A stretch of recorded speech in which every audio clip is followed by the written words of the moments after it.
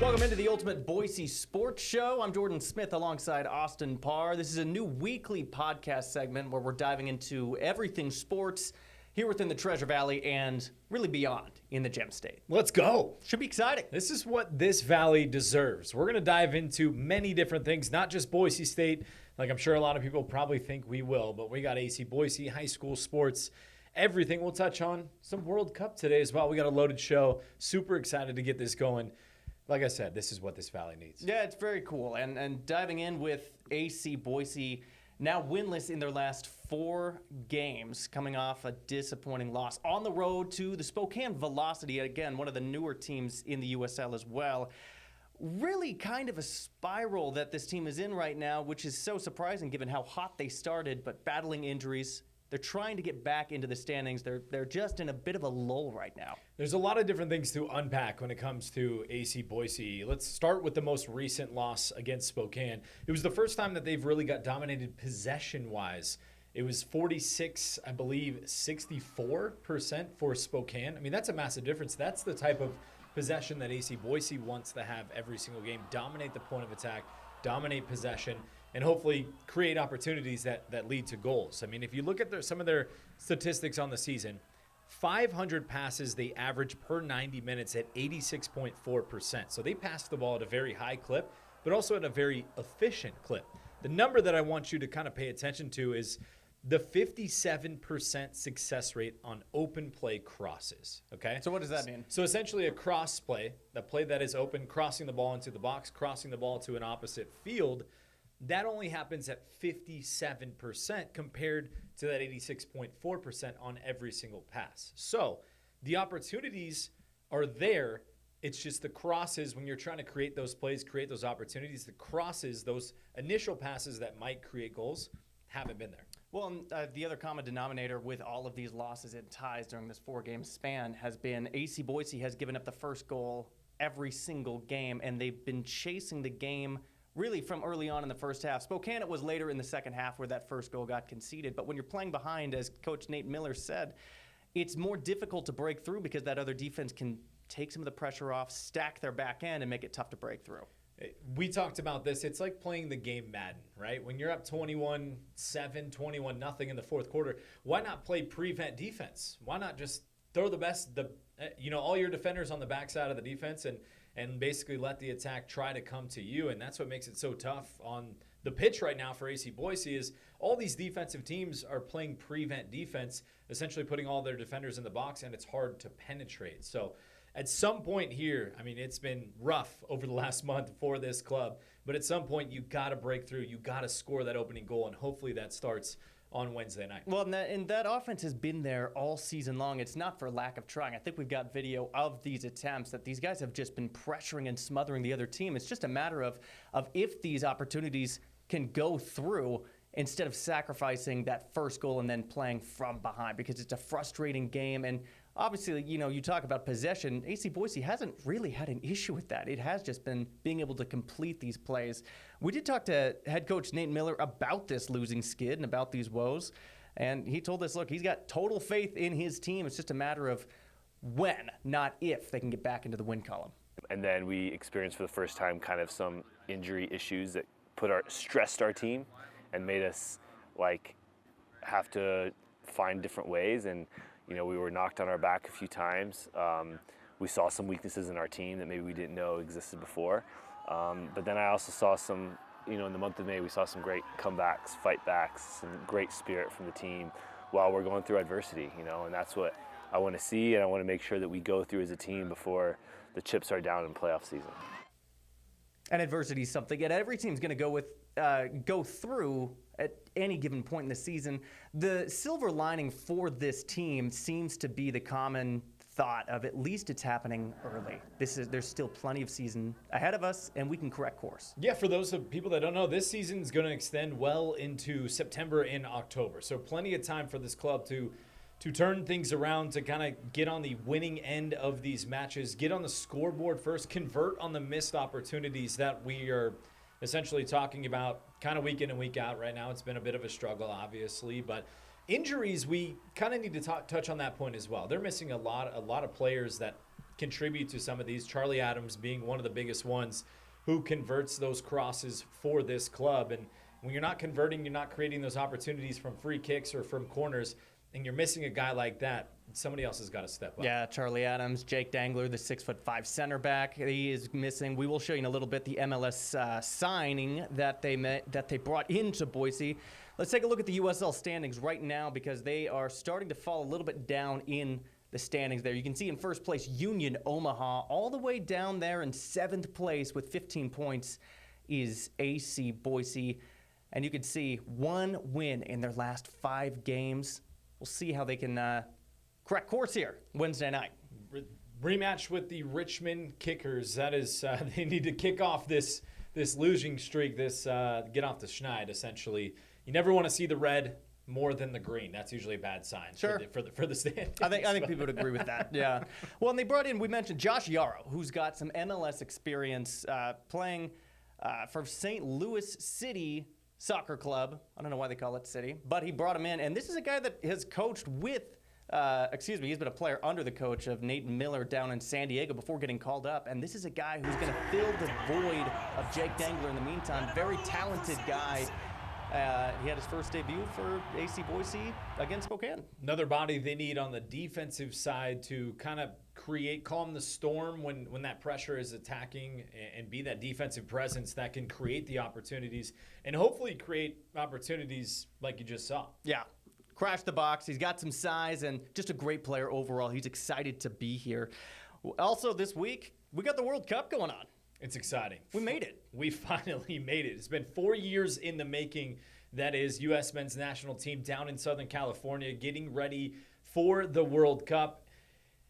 My question to you is, what's your faith in this United States squad? I feel like every 4 years, they kind of trick us into believing that there's an opportunity for them to make a deep run, and it just never happens. Well, it is funny because they have all of the talent in the world, and soccer has exploded in popularity across the U.S., across the world especially, but it always does feel like they're a half click to a full click behind the rest of these teams. They're playing Paraguay. They open up this Friday night, and a lot of the early projections is the men's team, a good run for them would be making it to the quarterfinals. Most analysts don't have them going beyond that because that's when they would start to line up against the real superpowers of the world. Well, the superpowers, speaking of the favorites, Spain is the favorite, betting favorite at plus 450. You got France plus 475.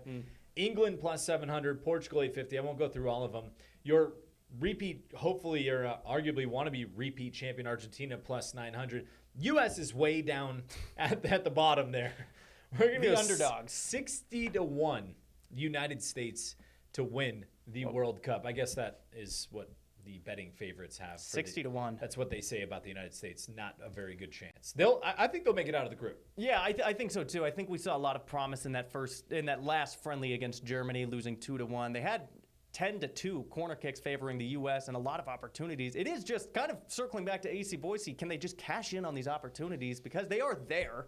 And I think a sold-out crowd at Soldier Field got to see that firsthand. I think an advantage for them, too, is they're playing on their own soil. Yeah. I mean, it's been a long time since the World Cup has been in the United States, and a lot of these teams may struggle with the heat, the summer heat. I mean, some of them have already talked about it. If you've heard chatter around the World Cup soccer realm, soccer world, if you will, is a lot of these teams aren't used to this kind of heat. So, well, it's yet to be seen, but Friday's an exciting time as they get things opened up. They got the home field advantage. Let's see if they can capitalize on it.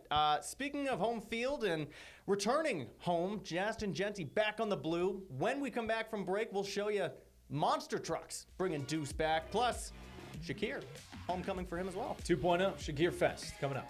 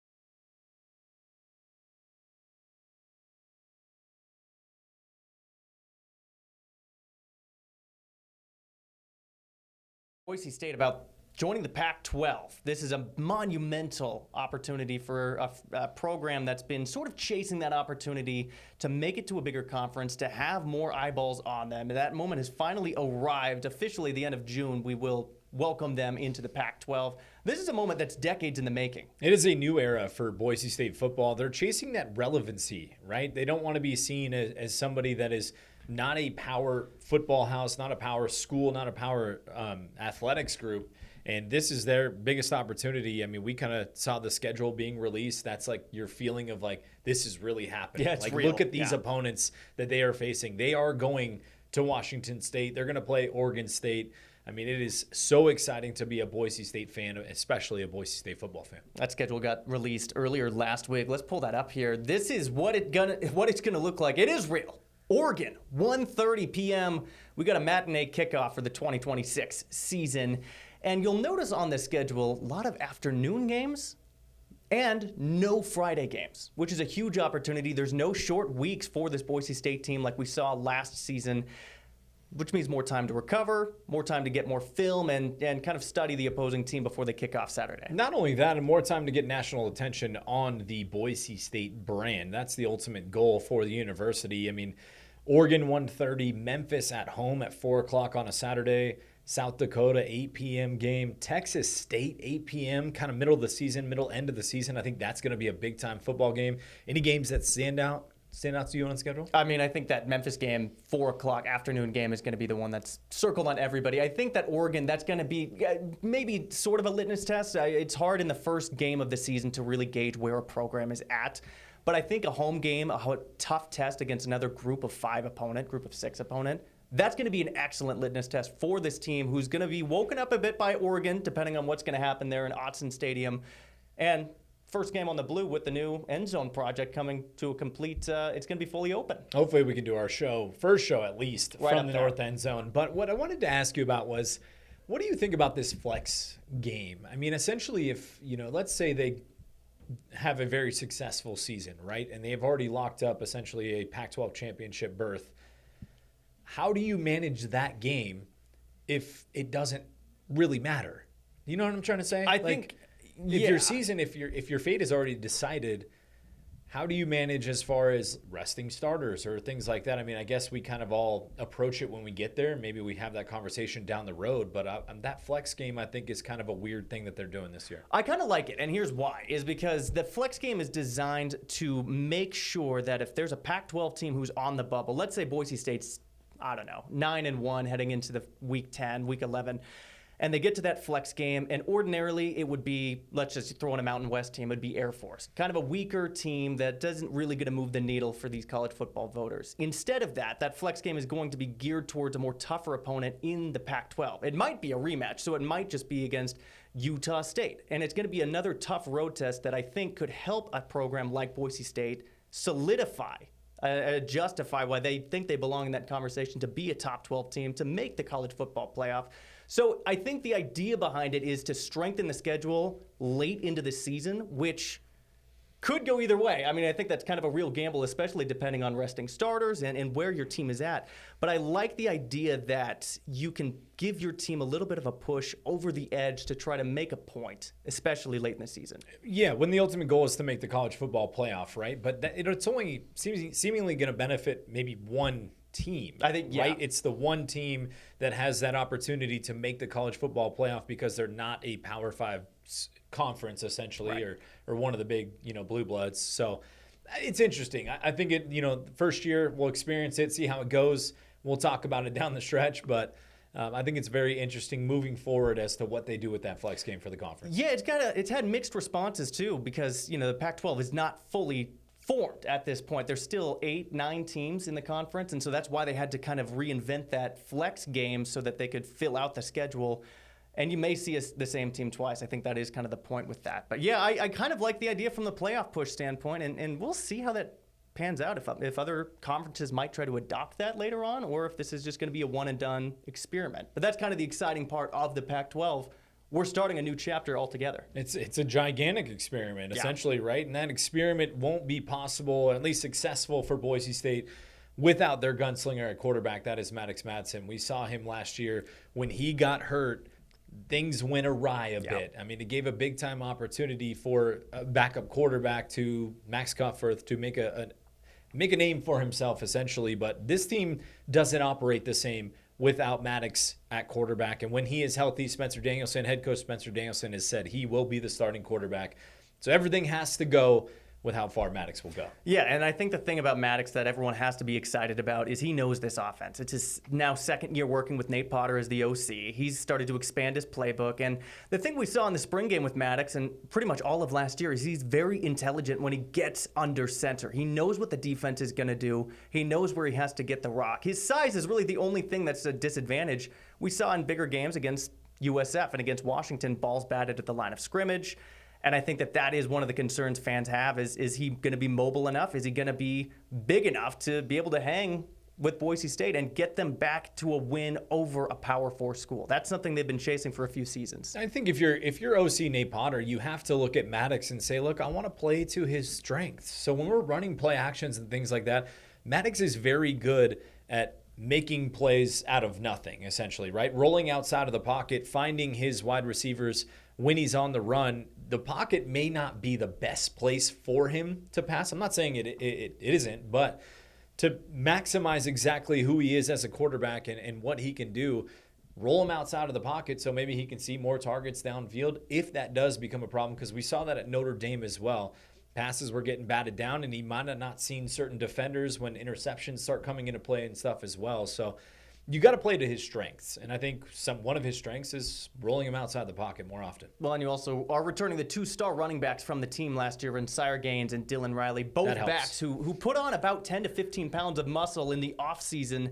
So that's a huge factor for this offense this season. I think anybody who might be worried about offensive production, I don't think that's going to be the issue. Yes, you did lose Latrell Caples and Matt Lauder, but you also still have two of the best backs probably within the conference. Easily. And on top of that, I think the main concern maybe fans should have this season is what's the defense going to look like? Because last year it was lights out when it came to the passing attack. These guys were studs in the secondary, but they lost a few of them, one to the portal and several others to graduation. But if you don't remember, this is a similar storyline to what everybody was talking about last year, the secondary being one of the biggest question marks coming in for the defense for the 2025 season. And look what they did. They were a top 10 passing defense. By the time we hit the middle of the season, we were talking more about how successful they had become rather than the question mark that was the secondary before the season even started. So I think we're kind of in the same realm as last year. A lot of names that maybe we don't know right now. We'll find out in fall camp who's going to step up, who's going to fill those voids, who's going to make a name for themselves come this season as far as the secondary. And the goal has always been to be a blue-collar defense. You talk about last year, too. I mean, they bottled up Notre Dame and their two-star running backs, who both of which went on to be a first-round draft pick. I mean, the defense showed lights and showed some really bright moments. It'll be interesting to see if that can carry over, because they are going to need every ounce of that blue-collar mentality week one against Oregon. The size will be the biggest question as well, right? I think we're going to see a lot more speed from this BSU defense, not necessarily big bodies on the defensive line. Obviously, Jaden Virgin Morgan returns, but who will be the sidekick to him, and then at linebacker as well. So super excited. Cannot wait for August and fall camp to get rolling. And also, returning to the blue was a man that most of the country is familiar with at this point. Mr. Ashton Jeanty coming back to the Blue this last weekend. Not for football. Not for football. How about in a monster truck? That's pretty sweet. They named this Smashton Jeanty. They gave the city of Boise the opportunity to name this monster truck. He came back. He was fired up, saying let's go all over the place. The coolest part of this, though, he was signing autographs for every single kid before the event started. These kids are going crazy for some Ashton signatures. They were taking off jerseys, shirts, hats, anything they could find to take off and give to Ashton. And I think that's what makes him just such an amazing person and shows the kind of person of who he is. He signed every single thing that was thrown at him, no matter what it was. No matter what, if it was a kid or the old man that actually took off his shirt as well. Yeah, he's like, he's a fan, man. I'll give back. And that's what he told us, is he loves this community, and he loved being able to be back. A little bit nostalgic for him. And in the interview, kids are screaming at him like, Ashton, can you come sign my jersey? He's like, I'll be there in a minute, man. Don't worry. And true to his word, he made it out there. So that was a special moment for 30,000 plus on hand Saturday night. That was the biggest shocker for the monster truck event, the first of its kind on the Blue, by the way. Hot Wheels Monster Trucks Live. 30,000 people showed up for this event. That shocked me. It felt like a football atmosphere inside of Albertson Stadium Saturday night. That was incredible. Got to tip the cap to the marketing team over there at Boise State. Those guys are just killing it right now. That is awesome. Yeah, they never miss. We talk about it all the time. They just keep going, keep doing things to further put BSU on the map. They keep bringing events. Next event we got coming soon, Banana Ball. That's going to be electric. Yep. Cannot wait for that one as well. And then we got the new blue turf coming in this summer as well. So they're staying busy over there in downtown Boise. It's exciting. It's an exciting place to be. Exciting to be a BSU fan right now. Yeah. All right, well, when we come back, we've got more coming up. Shakir returning to Boise, plus maybe a glimpse at the Special Olympics that just wrapped up here in Idaho.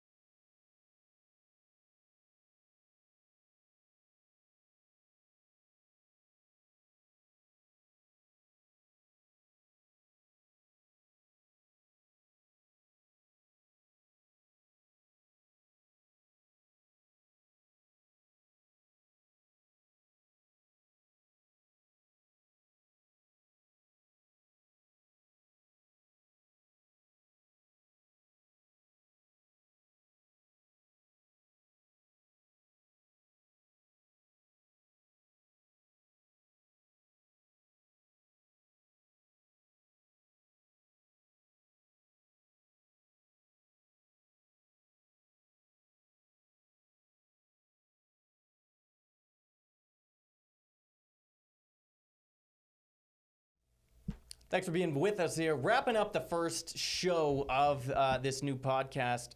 One of the best receivers to ever do it at Boise State, back in town, giving back to the community as well. Shakir Fest back 2.0 at Bishop Kelly High School. He ran a kids camp on Friday, which was incredible. Yeah, I mean, it was cool. Ages 5 to 17 came out to Bishop Kelly. They got to go through drills that were essentially, he put them through drills that he does in the NFL. These kids were coming in jerseys. I mean, they had hats, lots of new Bills fans, lots of new Shakir fans. He signed autographs for over an hour and a half for every single kid in there. And this girl, the best story about the entire day, this girl asked him for his shoes for the entire camp. His shoes. All day long. I want your shoes. Can I have your shoes? She's about 12, maybe 13. And finally, at the end, he takes off his shoes, signs his shoes, gives them to her, and then all of a sudden, all the kids want to smell his shoes. Yeah, there's a lot to unpack with that. That's funny. I at first thought you're like, what are you going to do with this guy's shoes? Like, surely you're not the same size. Not even close. But how about Shakir for just being a good sport about it? He's like, you know what? I can get some more shoes. The best part about this is Shakir in rescue animals has become something that's very close to him. He has a rescue dog of his own, and he calls it his best friend. 100% of the proceeds from this camp and from his golf tournament on Saturday went to the Idaho Humane Society. One camp ticket feeds 10 animals. I mean, that's very cool. Simply incredible. He had over 90 kids at the football camp, and then on Saturday, one of those golf tickets provides training and support for 4 dogs. Just one golf ticket. So we're going to try to boost these numbers next year. We're going to get a golf team to get out to that would be a lot of fun. That golf tournament as well. But Shakir is the absolute man. We had a fun time out there.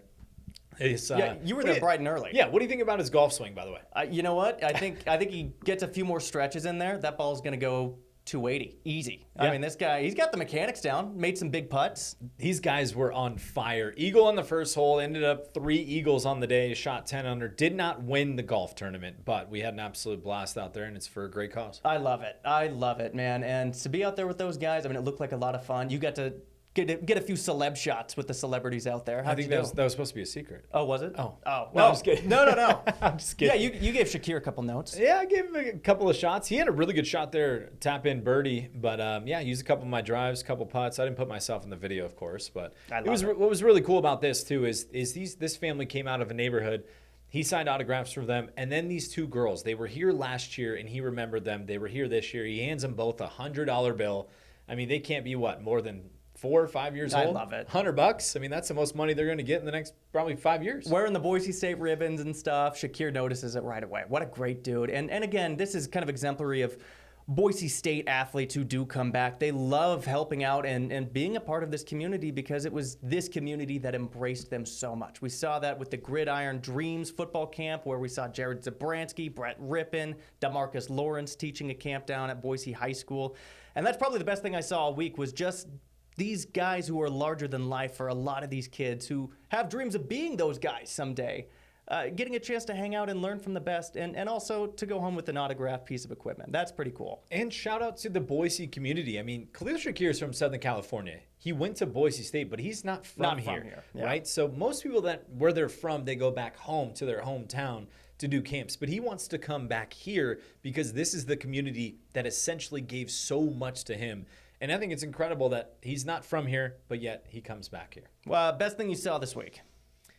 I was going to steal that as well. You know, when you talked about, I like the giving back portion of, especially with Shakir and rescue dogs. And he came right when he landed. He went straight to the Idaho Humane Society and tried to shelter some pets when he first landed here. But just giving back to the community that gave so much to him when he's not from here, I think is an incredible thing. I think it's awesome. And we're going to see him continue to come back year after year, and it's really cool to see these guys back here. You've got a new fourth for your golf group. That's perfect. Well, you got to join too. Yeah, I'm happy watching. We'll kick out one of his friends. Yeah, exactly. Before we go, Special Olympics wrapped up in Idaho last week, and it was remarkable to see so many. I think it was 800 athletes coming from all corners of the state to compete here in Boise, 32 of which are going to compete at the national level in Minneapolis later this month. That was probably the coolest thing that we've been a part of up to this point. Absolutely. The atmosphere for these athletes is just, they are so excited and they're just so happy to be there. They're so competitive. But hey, we've got features coming out each week leading up to those games in Minnesota. If you want to check those out, go to our website, ktvb.com. You did a great one on Courtney Lynch. Yeah. Born at 1.7 pounds. And then she, against all odds, has grown up. She's battled cerebral palsy. And now she's in Minneapolis competing in the 1,500-meter race. I mean, it's just one of the most remarkable stories I've ever heard. So that's on our website. We're going to have a few more features throughout the month. You're working on one as well. Riley Martinez came out last night, actually. We'll be on our website as well. And if you, got any questions, comments, anything you want to see in this show, hit us up. 208-321-5614. We're going to get this down. This is going to be good. Yeah. This is number one. We'd love to have you on for an interview. Got some qualms, compliments? We'll definitely take compliments. That'll be good. Text that number.